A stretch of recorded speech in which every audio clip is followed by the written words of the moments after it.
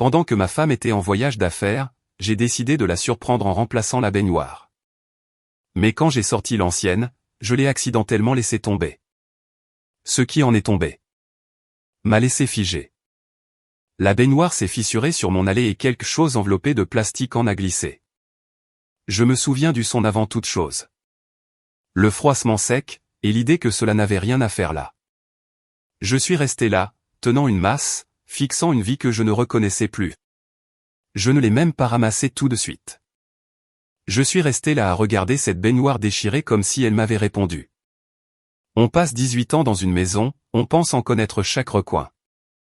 Chaque grincement du parquet, chaque tiroir qui coince. Cette baignoire était là depuis plus longtemps que notre mariage. Beige, démodée, un peu tachée sur les bords. Léa se plaignait d'elle. Elle disait qu'elle donnait l'impression que toute la salle de bain était fatiguée. Alors, je me suis dit que j'allais la réparer. C'était tout ce que ça devait être. Une simple surprise. Léa était partie 3 jours plus tôt pour une conférence professionnelle à Toulouse. Elle travaille dans les dossiers de réclamation d'assurance, le genre de travail où tout est chiffres et petits caractères. Elle était stressée ces derniers temps. De longues heures, le téléphone qui n'arrêtait pas de sonner. Je me suis dit qu'à son retour, ce serait bien si une chose dans la maison semblait plus facile. Je ne suis pas le genre d'homme qui achète des fleurs ou planifie de grands gestes. Je ne l'ai jamais été, mais je répare les choses. C'est comme ça que je me suis toujours manifesté. Alors, j'ai loué un camion, acheté une nouvelle baignoire chez Castorama et passé la matinée à couper les conduites d'eau et à desserrer des boulons qui n'avaient pas été touchés depuis 20 ans. Cela a pris plus de temps que prévu. Mon dos se plaignait déjà à midi. Au moment où j'ai libéré l'ancienne baignoire, j'aurais dû demander de l'aide, mais je ne l'ai pas fait. C'est ma faute. Je l'ai traînée dans le couloir, en faisant attention de ne pas rayer les murs, puis dehors sur l'allée. Je me souviens d'avoir ajusté ma prise, pensant que je pouvais faire juste un pas de plus. C'est là qu'elle a glissé. Elle a frappé le béton, fort, bruyant, un craquement creux et s'est fendue sur un côté comme une coquille d'œuf. Pas net, mais irrégulier. Le genre de brisure qui vous fait frissonner rien qu'à l'entendre. Et puis ce son, un froissement doux et sec de plastique contre la porcelaine. Quelque chose en a glissé de l'intérieur. Au début, j'ai cru que c'était de l'isolation. Peut-être des matériaux d'emballage restants de la construction de la maison. Mais ça n'avait pas l'air normal. C'était trop délibéré, enveloppé serré, niché au fond d'une partie creuse de la baignoire dont je ne connaissais même pas l'existence. J'ai posé le marteau et me suis accroupi à côté. Il y avait une odeur faible, mais celle de vieux papier, peut-être, ou d'argent. Si vous avez déjà manipulé de l'argent qui est resté longtemps, vous savez de quoi je parle. Pas sale exactement, juste inerte. J'ai ramassé le paquet. C'était plus lourd qu'il n'y paraissait. Le plastique a craqué dans mes mains quand je l'ai décollé. À l'intérieur se trouvait une petite pochette zippée, noire, le genre que l'on utiliserait pour des documents de voyage ou de l'argent en vrac. C'est là que ma poitrine s'est serrée. Parce que ce n'était pas aléatoire. C'était placé. Je l'ai ouvert lentement. La première chose que j'ai vue, c'est l'argent. Des liasses. Pas des liasses de banque soignées, mais toujours organisées. Attachées par des élastiques. Peut-être environ 8 000 €, plus ou moins. Je ne les ai pas comptés à ce moment-là. Je n'en avais pas besoin. En dessous, il y avait un téléphone. Petit, bon marché, sans étui. Le genre que l'on achète en rayon sans poser de questions. Et en dessous, une feuille de papier pliée. Tapée à la machine, pas manuscrite. La première ligne disait calendrier. Je me souviens m'être assis sur mes talons à ce moment-là, juste à le regarder. Mes mains commençaient déjà à se refroidir, même sous la chaleur d'Occitanie. Je me suis dit qu'il devait y avoir une explication. Quelque chose de vieux, quelque chose laissé avant que nous achetions la maison. Peut-être de l'ancien propriétaire. C'est ce que je voulais croire. J'ai quand même déplié le papier. Il y avait des dates listées sur le côté gauche. Des dates récentes, des semaines, pas des années. À côté de chaque date, de courtes notes. Revoir après dispute. Pousser le refinancement à nouveau. Garder un ton de soutien. J'ai cligné des yeux à la dernière. Garder un ton de soutien. J'ai lu plus bas. Transférer après les formalités. Confirmer la séparation de comptes.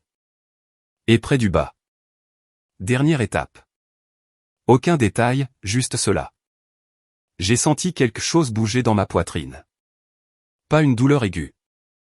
Plus comme quelque chose qui se mettait en place et que je ne voulais pas y voir. J'ai vérifié les dates à nouveau. Elles correspondaient à des choses dont je me souvenais. Des conversations. Léa assise en face de moi à la table de la cuisine parlant de la retraite, disant que nous devions être plus intelligents avec notre argent, que le refinancement pourrait réduire nos paiements, libérer des fonds. Elle l'avait dit gentiment, toujours gentiment. Je pouvais le voir maintenant. La façon dont elle tendait la main, posait sa main sur la mienne comme si elle nous stabilisait tous les deux. C'est pour nous, Daniel, avait-elle dit. Nous devons penser à l'avenir. J'avais hoché la tête.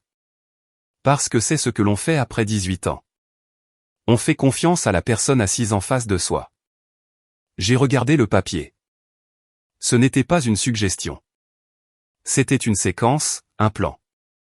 Je suis resté assis là longtemps, assez longtemps pour que le soleil se déplace et que l'ombre de la maison s'étende sur l'allée, couvrant la baignoire cassée pouce par pouce.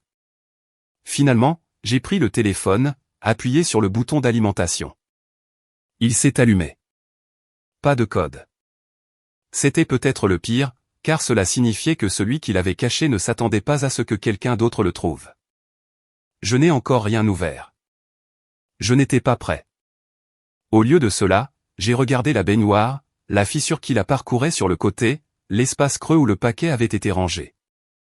J'ai pensé à combien de nuits Léa avait passé dans cette salle de bain, combien de matins nous avions brossé nos dents côte à côte sans dire grand-chose. Tout ce temps et cela était resté à quelques centimètres. J'ai replié le papier, j'ai tout glissé dans la pochette, je l'ai posé à côté de moi. Puis je me suis assis sur le bord de ce qu'il restait de cette baignoire, les coudes sur les genoux, et j'ai juste regardé le béton. Je n'arrêtais pas de penser la même chose encore et encore. Pas pourquoi, pas encore. Juste ceci. Je ne tenais pas quelque chose de vieux. Je tenais quelque chose qui était encore en mouvement. Je n'ai ouvert le téléphone que lorsque le soleil était presque couché. J'ai d'abord tout rentré. Je ne voulais pas que les voisins posent des questions s'ils me voyaient rester assis là trop longtemps. Dans un endroit comme Toulouse, les gens remarquent les choses. Ils sont bien intentionnés, mais ils remarquent. J'ai posé la pochette sur la table de la cuisine et je suis resté là 1 minute, juste à la regarder comme si elle pouvait s'expliquer si je lui donnais assez de temps. Elle ne l'a pas fait.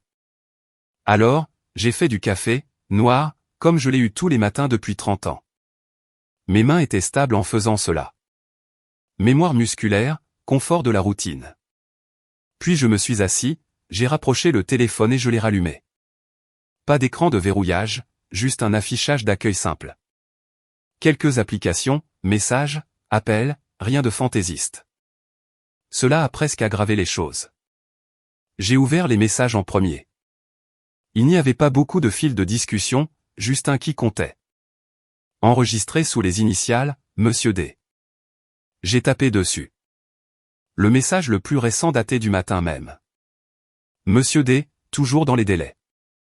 En dessous, Léa, oui, il a été plus ouvert après la semaine dernière. Je le mentionnerai à nouveau à mon retour. J'ai lu cela 2 fois. C'était moi. J'ai fait défiler vers le haut. Monsieur D, ne le pousse pas trop fort. Le timing est important. Léa, je sais. J'ai été prudente. Il me fait confiance. Je me suis adossé à la chaise. C'était là. Clair comme de l'eau de roche. Pas émotionnel, pas passionné, juste organisé. Comme 2 personnes discutant d'un projet. J'ai continué à faire défiler. Léa, s'il hésite, j'utiliserai à nouveau l'angle de la retraite. Cela fonctionne généralement. Monsieur D, bien. Garde un ton de soutien. Pas de pression. Cette ligne, elle correspondait au papier. Garder un ton de soutien. J'ai laissé échapper un souffle que je n'avais pas réalisé que je retenais. Ma poitrine était serrée, mais pas de manière paniquée. Plus comme si quelque chose de lourd s'y était déposé et ne bougerait pas. J'ai continué à lire. Monsieur D, une fois le refinancement effectué, nous passons à l'étape suivante. Léa, compris. Le compte est prêt. Compte. Compte séparé. J'ai pensé au relevé bancaire que j'avais parcouru quelques semaines plus tôt. Rien d'évident, juste de petites choses, des transferts qui ne correspondaient pas tout à fait à ce que j'attendais. À l'époque, je m'étais dit que je réfléchissais trop. Maintenant, je n'en étais plus si sûr. J'ai posé le téléphone et me suis frotté le visage avec les deux mains. 18 ans. On ne jette pas ça à la poubelle pour quelques messages. Alors, je me suis levé, j'ai marché vers le classeur dans le coin du salon et j'ai ouvert le tiroir où nous gardions nos papiers. Documents hypothécaires, assurances, vieilles déclarations de revenus. Je les ai feuilletés lentement. C'est là que je l'ai remarqué. Un dossier manquant. Pas évident à moins de savoir ce qui devrait être là, mais je le savais. C'est moi qui avais tout rangé après notre emménagement. Les documents de refinancement qu'elle avait ramenés il y a quelques semaines. Ce dossier n'était pas là. J'ai fermé le tiroir doucement, suis resté là un instant, puis je suis retourné à la cuisine et j'ai repris le téléphone. J'ai fait défiler plus loin. Message plus ancien. Léa, il a demandé pourquoi maintenant. Monsieur D, que as-tu dit? Léa, je lui ai dit que les taux sont bons et que nous devrions en profiter tant que nous le pouvons. Monsieur D, bien. Reste cohérente. Cohérente comme un script? J'ai repensé à cette nuit. Nous étions assis à la table de la cuisine. Au même endroit où j'étais. Maintenant, elle avait ce dossier ouvert, pointant des chiffres, expliquant les choses d'une manière qui semblait raisonnable. Je me souviens avoir hoché la tête, posé quelques questions. Rien de grave. Parce que je lui faisais confiance. C'est ce qui me frappe sans cesse. Pas de colère, pas encore. Juste ce mot, confiance. J'ai posé le téléphone à nouveau et j'ai regardé par la fenêtre au-dessus de l'évier. Le ciel prenait cette douce couleur orange juste avant la nuit. Quartier calme. Un chien aboyant quelques maisons plus loin. Quelqu'un démarrant une tondeuse tard. Normal. Tout semblait normal. À l'intérieur de ce téléphone, rien ne l'était. J'ai tendu la main vers mon café. Il était devenu froid. Peu importe. J'ai pris une gorgée quand même. Puis j'ai pris mon propre téléphone et j'ai fait défiler jusqu'à un nom que je n'avais pas appelé depuis un moment. François Dubois. Nous avions travaillé ensemble il y a des années. Il était dans la police à l'époque, à la retraite maintenant. Toujours vif cependant. Le genre d'homme qui ne gaspille pas ses mots. Il a décroché à la 3e sonnerie. Daniel, tout va bien? J'ai hésité une seconde. J'ai failli dire oui.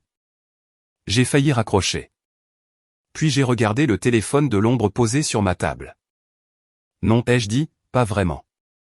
Il y a eu une pause de son côté. Pas longue, juste assez. Parle-moi. Je n'ai pas tout expliqué. Pas au début. Je lui ai juste dit que j'avais trouvé quelque chose dans la maison. Quelque chose qui n'avait pas de sens. Il a écouté. N'a pas interrompu. Quand j'ai mentionné les messages, le calendrier, le refinancement, il est devenu silencieux d'une manière différente. Le genre de silence qui signifie qu'il est en train de rassembler les pièces. Daniel, a-t-il dit, tu es sûr de ce que tu lis? Je suis en train de le regarder, là. Une autre pause. Puis il a laissé échapper un lent soupir. Ce n'est pas aléatoire, a-t-il dit. Et ce n'est pas vieux. Je le savais déjà. Cela ne me faisait toujours pas du bien de l'entendre à voix haute. Qu'est-ce que tu penses que c'est, ai-je demandé.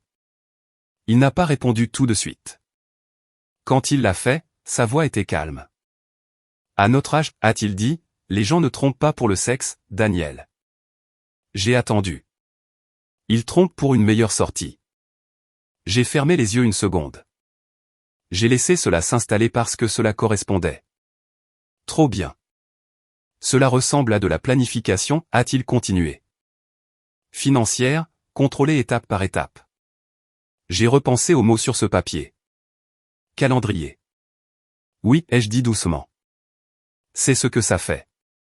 Nous avons parlé un peu plus longtemps. Il a posé quelques questions, m'a dit de ne pas la confronter encore. Pas avant que je comprenne exactement à quoi j'avais affaire. Les émotions vous rendent négligent, a-t-il dit. Et qui que ce soit de l'autre côté de ça, ils ne sont pas négligents. J'ai jeté un coup d'œil au téléphone à nouveau. Non, il ne l'était pas. Après que nous ayons raccroché, la maison semblait différente. Les mêmes murs, les mêmes meubles, mais plus silencieuses. Comme si quelque chose avait bougé juste assez pour que je ne puisse plus l'ignorer. J'ai pris le téléphone de l'ombre une dernière fois, j'ai fait défiler jusqu'en haut du fil de discussion. J'ai relu cette ligne. Il me fait toujours confiance. J'ai laissé échapper un lent soupir. Puis j'ai posé le téléphone doucement.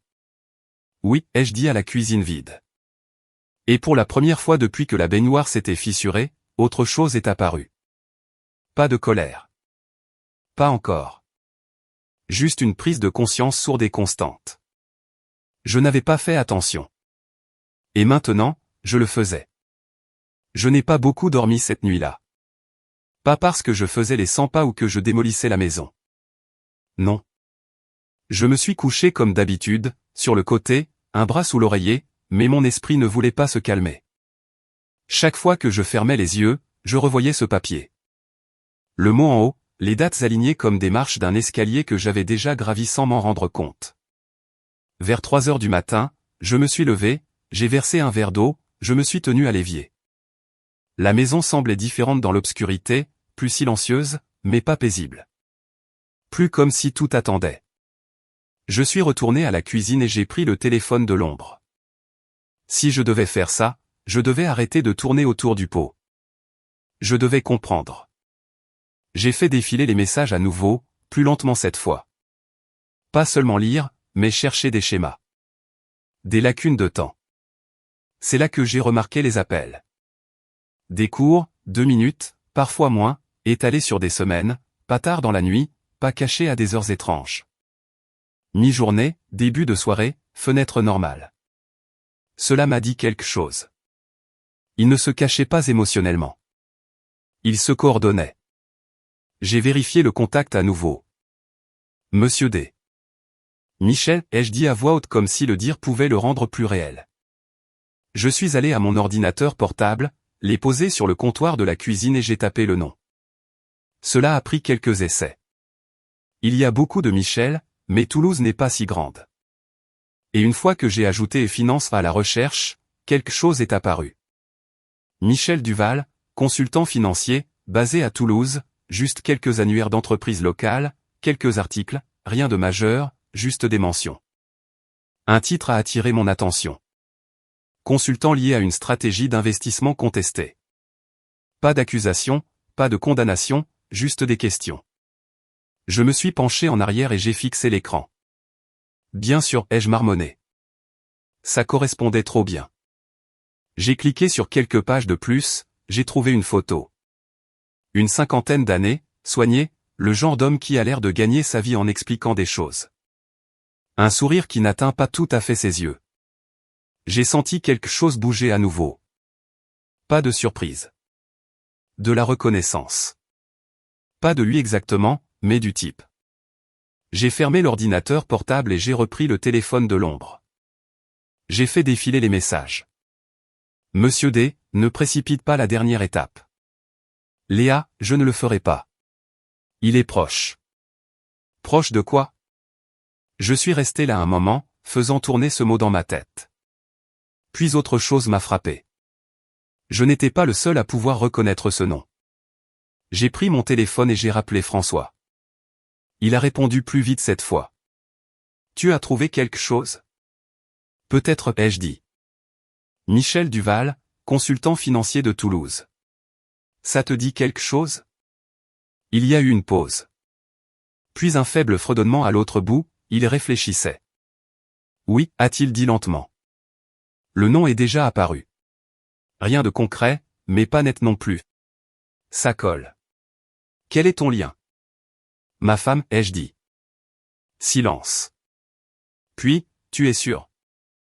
J'ai des messages. Planifiant quelque chose autour de mouvements financiers de refinancement. Une autre pause, plus longue cette fois. D'accord, a dit François. Tu dois m'écouter attentivement. Je me suis penché en avant. Il ne s'agit pas d'une affaire, a-t-il dit. Il s'agit de contrôle de levier. Tu refinances, tu changes la dynamique de propriété, les points d'accès. Je sais ce qu'est un refinancement, ai-je dit, peut-être un peu plus sèchement que je ne le voulais. Je sais que tu sais, a-t-il répondu calmement. Je te dis comment c'est utilisé. J'ai expiré lentement. D'accord. Si elle travaille avec quelqu'un comme lui, a continué François. C'est structuré, pas émotionnel. Cela signifie que tu ne réagis pas émotionnellement non plus. J'ai hoché la tête même s'il ne pouvait pas me voir. Qu'est-ce que je fais? Ai-je demandé. Pour l'instant, rien, a-t-il dit. Tu observes. Tu rassembles. Tu ne te dévoiles pas. J'ai regardé le téléphone à nouveau. Les messages, cette ligne. Il me fait toujours confiance. Oui, ai-je dit doucement. Je peux faire ça. Nous avons raccroché quelques minutes plus tard. Je suis resté assis dans la cuisine tandis que le ciel commençait à s'éclaircir. L'aube arrivait lentement par la fenêtre au-dessus de l'évier. Je ne me sentais plus fatigué, juste éveillé d'une manière que je ne l'avais pas été depuis longtemps. Vers 7 heures, je me suis habillé et je suis allé à la banque, non pas pour confronter qui que ce soit, juste pour regarder. J'ai posé des questions sur nos comptes. Rien d'inhabituel en surface. Les comptes joints toujours intacts, les soldes là où ils devaient être. Mais quand j'ai demandé des applications ou des demandes récentes liées au refinancement, la guichetière a hésité juste une seconde. Puis elle a souri et a dit qu'elle ne pouvait pas en discuter sans la présence des 2 titulaires de compte. C'était suffisant. Je l'ai remercié et je suis parti. De retour dans le camion, je suis resté là, les mains sur le volant. Les pièces commençaient à s'aligner. Pas toutes, mais suffisamment. Je suis rentré chez moi, je suis entré et je suis allé directement à la chambre, j'ai ouvert le placard de Léa. Je ne cherchais rien de précis, juste à voir si ses affaires étaient toutes à leur place. Vêtements, chaussures, boîte à bijoux sur la commode. Je l'ai ouverte. À l'intérieur, il y avait tout ce à quoi je m'attendais, sauf une chose. Un petit compartiment vide. Je ne pouvais pas me souvenir exactement de ce qui avait été là avant, mais je savais que quelque chose y avait été. J'ai fermé la boîte lentement. Puis je me suis assis sur le bord du lit et j'ai regardé autour de la pièce. 18 ans d'espace partagé. Photos au mur, voyage que nous avions fait, sourire qui semblait réel à l'époque. J'ai pris l'un des cadres. Nous aux gorges du Verdon, il y a peut-être 10 ans, le vent dans ses cheveux, mon bras autour de ses épaules. Nous avions l'air solide. Je l'ai reposé. Puis j'ai dit quelque chose à voix haute que je n'avais pas encore dit. Qui es-tu? Pas de colère, pas d'accusation, juste une question. Parce que la femme dans ses messages ne correspondait pas à celle de cette photo. Ou peut-être que si. Et je n'avais juste pas fait attention. Je suis retourné à la cuisine et j'ai repris le calendrier. En le lisant de haut en bas cette fois, j'ai remarqué quelque chose que je n'avais pas vu auparavant. Tout en haut, au-dessus des dates, il y avait une ligne en plus petits caractères. Rétablir le contact. Rétablir. Cela signifiait un contact antérieur. Une histoire. J'ai senti une chaleur lente et constante monter dans ma poitrine. Pas explosive. Contrôlée. J'ai pris mon téléphone et j'ai rappelé François. Oui? A-t-il répondu. Ils se connaissaient avant, ai-je dit. Qui? Léa et Michel. Il est écrit rétablir le contact en haut du plan. Il y a eu un temps. Puis, ça change les choses. Oui, ai-je dit. Ça les change. Cela signifie que cela ne vient pas de nulle part, a-t-il ajouté. Il y a une histoire là derrière. Ça facilite la coordination. J'ai hoché la tête à nouveau. Il ne pouvait pas le voir.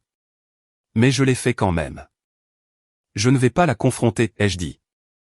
Pas encore. Bien, a répondu François. Tu veux l'image complète avant d'agir. J'ai regardé le téléphone. Les messages, la façon dont tout s'assemblait, juste assez pour avoir du sens, mais pas assez pour se sentir complet. Elle est à Toulouse en ce moment, ai-je dit. Alors laisse-la là-bas, a-t-il dit. Utilise ce temps. J'ai mis fin à l'appel et j'ai posé le téléphone. Puis j'ai pris le téléphone de l'ombre une dernière fois, j'ai fait défiler jusqu'en bas du fil de discussion, j'ai tapé un message, puis je me suis arrêté, je l'ai supprimé. Pas encore. Au lieu de cela, j'ai verrouillé l'écran et je l'ai mis de côté. Je suis resté assis là dans le calme de la cuisine, la lumière du soleil remplissant maintenant la pièce. Et pour la première fois depuis que cela avait commencé, j'ai ressenti quelque chose de clair. Pas de confusion, pas de doute, une décision. Je n'allais plus deviner. J'allais aller jusqu'au bout, parce que quoi que ce soit, j'étais déjà dedans et je n'allais pas être le dernier à comprendre comment ça se terminait. Léa est rentrée tard le jeudi après-midi. J'ai entendu sa voiture avant de la voir. Le moteur familier, la façon dont elle tapait toujours 2 fois sur les freins avant de se garer dans l'allée. J'étais dans la cuisine, debout près du comptoir, comme je l'avais été la plupart de la semaine, seulement maintenant tout était à sa place. La pochette avait disparu. Le téléphone de l'ombre était caché. Le calendrier était plié et rangé là où elle ne penserait jamais à regarder. La nouvelle baignoire était toujours dans le garage. Je ne l'avais pas encore installée. Je ne me sentais plus pressé de faire cette partie. La porte d'entrée s'est ouverte. Daniel a-t-elle appelé? Léa, ai-je dit, elle est entrée une seconde plus tard, roulant sa valise derrière elle. Comme d'habitude. Cheveux attachés, sac de travail sur l'épaule. Elle semblait normale. C'était la partie la plus difficile. Elle a posé son sac et a souri. Tu n'étais pas obligé de venir me chercher. Je te l'ai dit. Je sais, ai-je dit. Je me suis dit que tu voudrais ta propre voiture. Elle a hoché la tête comme si cela avait du sens. Puis elle s'est approchée, s'est penchée et m'a embrassé la joue. Rapide, familier, automatique. Comment c'était? Ai-je demandé. Long, a-t-elle dit avec un petit rire. Toulouse et Toulouse. Réunion, dîner, trop de café. J'ai hoché la tête. Ça a l'air d'être ça. Pendant une seconde, nous sommes restés là. Pas gênant, juste silencieux. Puis elle a regardé derrière moi vers le couloir. Tu n'as pas encore commencé la salle de bain? A-t-elle demandé. Tu as sorti l'ancienne baignoire? Oui, ai-je dit. La nouvelle est dans le garage. Je m'en occuperai ce week-end. Ses yeux ont vacillé juste une seconde. Si je n'avais pas été attentif, j'aurais pu le manquer. Bien, a-t-elle dit. Pas de précipitation. Pas de précipitation. Je me suis tourné vers le comptoir et j'ai pris 2 assiettes. Tu as faim? Affamé, a-t-elle dit. La nourriture d'avion ne compte pas. Nous avons mangé à table comme d'habitude. Poulet, pommes de terre, haricots verts. Rien d'extraordinaire. Le genre de repas auquel on ne pense pas. Mais j'entendais tout. La fourchette contre l'assiette, le verre quand elle le posait. La petite pause avant qu'elle ne réponde à certaines questions. Comment s'est passée ta semaine? A-t-elle demandé. Calme, ai-je dit. J'ai un peu travaillé sur la maison. Elle a hoché la tête. Bien. Tu en avais besoin. J'en avais besoin. J'ai failli sourire. Elle a tendu la main vers son verre, a pris une gorgée, l'a posée doucement. Son téléphone était sur la table à côté de son assiette, face vers le bas. Il a vibré une fois, doucement, juste assez pour être entendu. Elle n'a pas regardé. N'a même pas bougé. A juste continué à manger. Je l'ai observé une seconde. Puis j'ai pris une autre bouchée de ma nourriture comme si rien ne s'était passé. Dans ma poche, je l'ai senti. Une vibration, un motif différent, plus court. Le téléphone de l'ombre. Je n'ai pas réagi. Je ne l'ai pas attrapé. Je suis juste resté assis en face de ma femme depuis 18 ans pendant que 2 téléphones dans cette pièce racontaient 2 histoires complètement différentes. Après le dîner, elle s'est levée et a commencé à débarrasser les assiettes. Tu n'es pas obligé de faire ça, ai-je dit. Ça va, a-t-elle répondu. Je suis assise toute la journée. Elle s'est déplacée dans la cuisine comme elle le faisait toujours, à l'aise, efficace, comme si elle était à sa place. Et peut-être qu'elle l'était, juste pas de la manière que je pensais maintenant. Plus tard cette nuit-là, nous étions assis dans le salon. La télévision diffusait une émission que ni l'un ni l'autre ne regardait vraiment. Elle s'est adossée au canapé, a tiré une couverture sur ses jambes. Et, a-t-elle dit après un moment. Oui. Je pensais à ce dont nous avions parlé avant mon départ. J'ai gardé mes yeux sur la télévision. Quelle partie? Le refinancement, a-t-elle dit. Je sais que ce n'est pas passionnant, mais je pense vraiment que cela pourrait nous aider. Des paiements plus bas, cela libère de l'argent, surtout avec la retraite qui approche. C'était là. Même ton, même mot. Prudente, de soutien. J'ai hoché la tête lentement. Oui, ai-je dit. J'y ai pensé aussi. Elle s'est tournée légèrement vers moi et j'ai haussé les épaules. Ça pourrait valoir le coup d'y jeter un œil. C'était tout ce dont elle avait besoin. Ses épaules se sont légèrement détendues. Bien, a-t-elle dit. J'ai en fait organisé une réunion juste pour passer en revue les options. Pas de pression. Bien sûr qu'elle l'a fait. Quand? Ai-je demandé. Lundi, a-t-elle dit. À la banque du centre-ville. Un gars que je connais de Toulouse, Michel Duval. Il est vraiment bon dans ce genre de choses. J'ai laissé ce nom flotter dans l'air pendant une demi-seconde. Puis j'ai hoché la tête. D'accord. Elle a étudié mon visage. Peut-être cherchait-elle de l'hésitation, du doute. Je ne lui en ai donné aucune. Juste une conversation, a-t-elle ajouté. Oui, ai-je dit. Juste une conversation. Elle a souri. Et pendant un instant, cela a presque semblé réel. Plus tard, après qu'elle soit allée se coucher, je suis resté éveillé, j'ai éteint la télévision, je me suis assis dans le noir un moment. Puis j'ai fouillé dans ma poche et j'ai sorti le téléphone de l'ombre. Un nouveau message. M. D. Bien d'apprendre qu'il est à bord. Lundi, ça marche. Pas encore de réponse. Je l'ai fixé. Puis je me suis levé, j'ai marché vers la cuisine et j'ai allumé la lumière. J'ai sorti le dossier que j'avais commencé à assembler.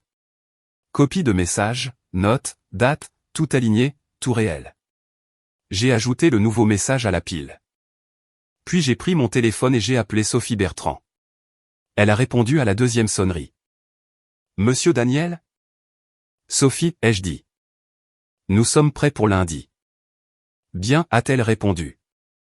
Vous avez tout ce dont vous avez besoin? Oui. Et vous êtes sûr de vouloir aller jusqu'au bout? A-t-elle demandé. J'ai baissé les yeux sur le téléphone de l'ombre dans ma main, sur le message qui brillait encore à l'écran. Je suis sûr, ai-je dit. Nous avons passé en revue les détails, le timing, ce qu'elle ferait, ce que je dirais. Simple, clair, pas de surprise. Après avoir raccroché, je suis resté là dans la cuisine un peu plus longtemps. Puis j'ai marché dans le couloir vers la salle de bain. L'espace où l'ancienne baignoire avait été était vide maintenant. Juste des tuyaux exposés et un contour propre sur le sol où quelque chose était autrefois. Je suis entré, j'ai regardé le mur à l'endroit où cet espace creux avait été, où tout cela avait commencé. J'ai secoué la tête une fois, non pas de colère, juste de clarté. Il pensait avoir le dernier mot, ai-je dit doucement. Puis j'ai éteint la lumière et je suis allé me coucher parce que le lundi était déjà fixé et je n'allais pas le changer. Le lundi est arrivé plus vite que prévu. Je me suis réveillé avant le réveil, comme je le faisais autrefois avant les premiers emplois. Le corps déjà préparé à ce qui devait être fait. La maison était calme. Léa dormait encore à côté de moi, tournée, respirant lentement et régulièrement. Pendant un instant, je suis resté là, ne pensant pas à la banque, pas au plan, juste à écouter. C'est ce que font 18 ans. On s'habitue au rythme de quelqu'un, à sa façon de respirer, à sa façon de bouger dans son sommeil. Cela devient une partie du fond sonore de votre vie. Je me suis assis doucement, je me suis habillé et je suis allé dans la cuisine. Café, comme d'habitude. Quand Léa est entrée quelques minutes plus tard, elle avait l'air reposée, calme, bien mise. Tu es debout tôt, a-t-elle dit. Je n'ai pas pu dormir, ai-je répondu. Elle a hoché la tête comme si cela avait du sens. Grosse journée, a-t-elle dit en se versant du café. Cela pourrait vraiment nous aider. Je l'ai regardé par-dessus le bord de ma tasse. Oui, ai-je dit, ça pourrait. Nous n'avons pas beaucoup parlé pendant le trajet vers le centre-ville. Le trafic était léger. Les matins à Toulouse ont tendance à être comme ça si on part assez tôt. Elle a vérifié son téléphone 1 ou 2 fois. Rien d'évident, juste de rapides coups d'œil. Quand nous nous sommes garés sur le parking de la banque, elle a tendu la main et a touché mon bras. « Tu vas bien ?» a-t-elle demandé. « Oui, ai-je dit, je réfléchis juste. » Elle a souri. Moi aussi. Nous sommes entrés ensemble. La salle de conférence était petite. Des murs de verre d'un côté, une longue table au milieu, un tapis neutre, des chaises neutres, le genre d'endroit où les décisions se prennent discrètement. Michel Duval était déjà là. Il s'est levé quand nous sommes entrés, a tendu la main comme s'il l'avait fait toute sa vie. « Daniel, a-t-il dit. Ravi de vous rencontrer enfin. » J'ai serré sa main. De même. Sa poigne était ferme, contrôlée, ses yeux calmes. Il s'est tourné vers Léa. « Léa, ravi de vous revoir. » Revoir. Ce mot a frappé, mais je n'ai pas réagi. Nous nous sommes assis. Il a commencé à parler presque immédiatement. Chiffres, taux, options. Sa voix était douce, entraînée. Le genre de ton qui rend les choses compliquées simples. Léa hochait la tête, ajoutant de petits commentaires ici et là. Elle s'inquiétait de la stabilité à long terme, a-t-il dit à un moment donné. Ce qui est intelligent à ce stade. Planifier l'avenir est important. Je l'ai regardée. Elle m'a fait un petit sourire rassurant. Tout cela était familier. Tout cela était répété. Michel a glissé un dossier sur la table. Juste quelques chiffres préliminaires, a-t-il dit. Pas de pression aujourd'hui. Nous pouvons tout parcourir à votre rythme. J'ai posé ma main sur le dossier. Je ne l'ai pas ouvert. Pas encore. Au lieu de cela, je me suis adossé à ma chaise, j'ai respiré. Puis j'ai fouillé dans ma veste et j'ai sorti le téléphone de l'ombre, je l'ai posé doucement sur la table entre nous. Le silence s'est fait dans la pièce. Pas dramatique, juste immobile. Les yeux de Léa sont tombés sur le téléphone, puis sont remontés vers moi. « Qu'est-ce que c'est » a-t-elle demandé. Sa voix était calme. J'ai fouillé dans mon sac à nouveau et j'ai placé le papier plié à côté. Le calendrier. Je l'ai lissé soigneusement de ma main. Puis je l'ai regardé et je l'ai dit comme je l'avais pratiqué. Calme, égal. Tu as oublié ça dans la baignoire. Léa, pendant une seconde. Rien ne s'est passé. Aucune réaction. Puis je l'ai vu. Le plus petit changement sur son visage. Pas de panique. De la reconnaissance. Michel n'a pas bougé, mais ses yeux ont fait un rapide aller-retour entre le téléphone et le papier. Il savait. Bien sûr qu'il savait. Léa s'est légèrement adossée à sa chaise. « Tu as fouillé dans mes affaires » a-t-elle demandé. Pas de défense. Mesuré. J'ai secoué la tête. C'est tombé quand la baignoire s'est cassée, ai-je dit, avec tout le reste. Silence à nouveau. Puis Michel s'est raclé la gorge. Je ne suis pas sûr de ce que c'est, a-t-il dit d'un ton poli, contrôlé. Mais je pense qu'il y a peut-être un malentendu. Je l'ai coupé. Il n'y a pas de malentendu, ai-je dit. J'ai tapoté légèrement le téléphone. Les messages sont toujours là. Le calendrier correspond, les dates, les notes, tout. Léa m'a regardé. Vraiment regardé cette fois. Pas comme à la maison. Pas comme dans la voiture. C'était différent. Calculateur. Combien as-tu lu ? A-t-elle demandé. Assez. Elle a expiré lentement. Puis, à ma surprise, elle a hoché la tête comme si une décision venait d'être prise. D'accord, a-t-elle dit. Michel s'est agité à côté d'elle. Léa, ça va, a-t-elle dit doucement, sans le regarder. Il sait déjà. C'était la première chose honnête que j'avais entendue d'elle depuis un moment. J'ai glissé un autre dossier sur la table. C'est ce que je sais, ai-je dit. Message, date, activité financière. Cela a déjà été examiné. Au même moment, la porte s'est ouverte. Sophie Bertrand est entrée. Professionnelle, posée. Monsieur Duval, a-t-elle dit en hochant la tête. Mademoiselle Carter. La posture de Michel a légèrement changé. Léa n'a pas semblé surprise. Elle est restée assise, les mains jointes, les yeux fixés sur moi. Sophie a pris place à côté de moi. Nous sommes ici pour clarifier quelques points, a-t-elle dit, particulièrement en ce qui concerne la tentative de réaffectation d'actifs et la coordination financière non divulguée. Michel s'est redressé. Je pense que cela est allé assez loin, a-t-il dit. Nous discutions d'une option financière légale. Vous structuriez le contrôle, a calmement répondu Sophie. Et ce, sans divulgation complète. Nous avons des documents. Elle a tapoté le dossier. Assez pour soulever de sérieuses questions. La tension s'est accrue dans la pièce. La confiance de Michel a légèrement vacillé. Léa l'a regardé, puis a reporté son regard sur moi. Tu as planifié ça, a-t-elle dit. J'ai secoué la tête. Non, ai-je dit. C'est toi. Cela est resté suspendu une seconde. Puis j'ai ajouté doucement. Tu ne m'as pas seulement menti. Tu m'as planifié. Son expression n'a pas craqué. Mais quelque chose derrière elle l'a fait. Je pouvais le voir. Michel s'est levé. Je pense que nous avons terminé ici, a-t-il dit. Sophie n'a pas bougé. C'est votre choix, a-t-elle répondu. Mais cela ne se termine pas ici. Il a hésité, puis est parti. Juste comme ça. Léa est restée assise, les mains toujours jointes, les yeux toujours sur moi. Que se passe-t-il maintenant? A-t-elle demandé. Maintenant, ai-je dit. Je me suis penché légèrement en avant. Maintenant tout s'arrête. Elle a hoché la tête une fois comme si elle comprenait. Peut-être que oui. Nous sommes restés assis quelques secondes de plus. Puis elle s'est levée, a pris son sac et est partie sans un mot de plus.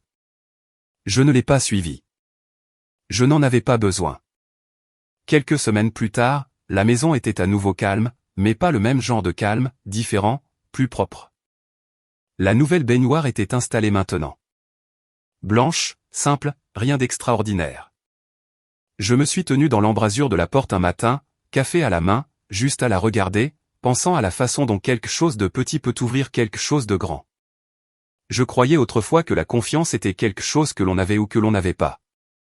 Maintenant, je sais que c'est quelque chose que l'on maintient ou que l'on perd pièce par pièce. Je ne déteste pas Léa. C'est la vérité. Mais je ne prétends pas non plus ne pas avoir vu ce que j'ai vu. Certaines choses, une fois que vous les comprenez, ne reviennent pas. Si jamais vous avez eu un moment où quelque chose ne vous a pas semblé juste et que vous l'avez mis de côté parce que c'était plus facile, ne le faites pas. Faites attention. Cela ne se manifeste pas toujours bruyamment. Parfois, c'est juste un son discret, comme du plastique glissant sur de la porcelaine cassée. Et si cette histoire a eu un sens pour vous, prenez un instant pour y réfléchir. Peut-être même la partager avec quelqu'un qui a besoin de l'entendre. Parfois, la vérité apparaît là où l'on s'y attend le moins.